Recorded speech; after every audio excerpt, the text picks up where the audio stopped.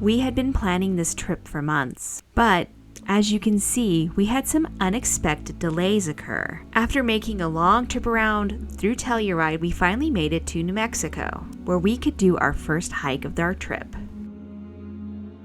Cox Arch, also known as Anasazi Arch, is a thrilling adventure in the Aztec area. The journey for this arch begins about 12 miles north of Aztec and about 3.5 miles south of the Colorado border. You don't need any special vehicle to reach this arch, it's a pretty easy dirt road. With our delay, we knew we had very little daylight left and we were going to attempt to hike the arch anyway. This would make the beginning of our trip more of a positive note than the negative it was after taking that long detour. Before we knew it, we were at the very unusual parking lot.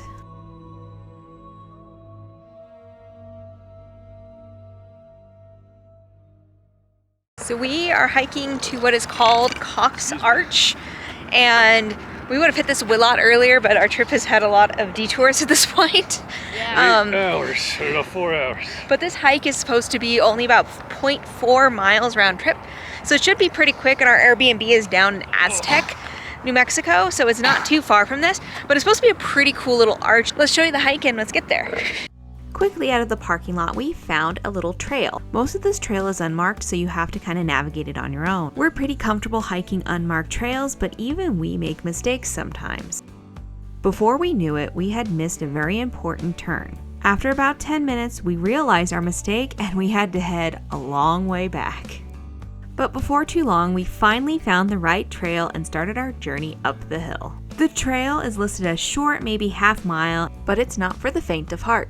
It requires significant short scrambling and a test of your hiking skills. We ran into a very nice couple returning from the hike. They shared their experience, cautioning us that the ledges are more significant than they had planned, so they didn't make it the entire way. We were hoping that they were wrong, but we quickly found out that we were in over our heads.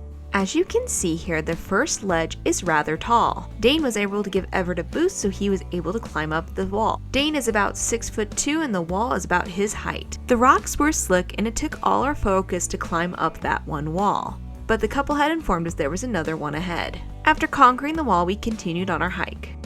But not too long after climbing the wall, you'll finally get your first glimpse of the actual arch, which is a really great motivator to keep going.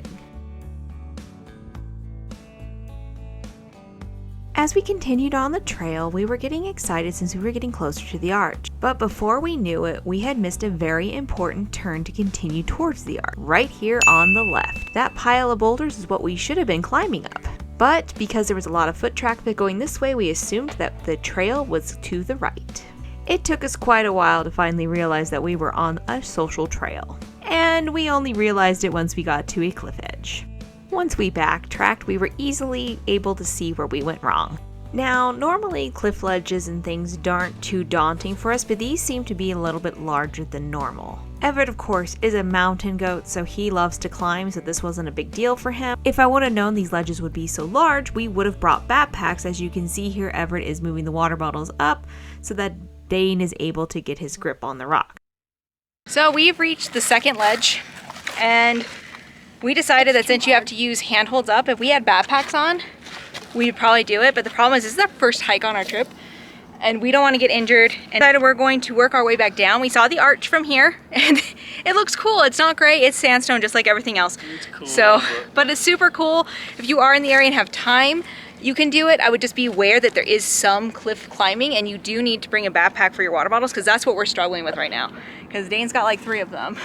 Yeah. So we're gonna try to get down here. We can get up if you want. I don't think it's worth going up. I'd rather get to the Airbnb and not hurt myself. So we quickly turned around, made it back down that other ledge, and then we had to do the first ledge again. Some might think I'm a wuss for not doing it, but I didn't want to get hurt with all the hiking we had planned.